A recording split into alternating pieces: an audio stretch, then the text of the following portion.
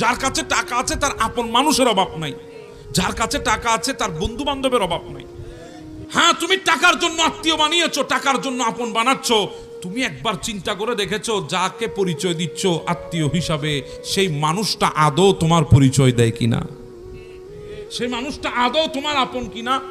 সেই মানুষটা আদৌ তোমার বিপদে আসবে কিনা? তুমি তো আপন বানিয়ে নিয়েছো নিজের জীবনের সাথে, আত্মীয়তার সম্পর্কে তুমি আবদ্ধ হয়েছো। মালফানি আছে বলে তাকে আত্মীয় বানিয়েছো, আপন বানিয়েছো। কিন্তু তুমি কি জানো ওই বান্দাটা তোমাকে আত্মীয় হিসেবে পরিচয় দেয় কিনা? ওই বান্দাটা তোমাকে আপন হিসাবে মেনে নেয় কিনা? কারণ তোমার তো টাকা নাই, তোমার তো পয়সা নাই। তো এই জন্য বলছিলাম, আত্মীয় স্বজন, আপনজন, বন্ধু বান্ধব আল্লাহকে সন্তুষ্ট করার জন্য করেন। যখন আত্মীয়তা করবেন আল্লাহ আল্লাহ রসুলের সন্তুষ্টের জন্য করেন। যখন বন্ধু বানাবেন আল্লাহ আল্লাহ রসুলের সন্তুষ্ট অর্জনের জন্য বন্ধু বানান। যখন আপন করবেন আল্লাহ আল্লাহ রসুলকে সন্তুষ্ট করার জন্য আপন বানান। ওই সম্পর্কের মধ্যে আল্লাহর রহমত থাকবে।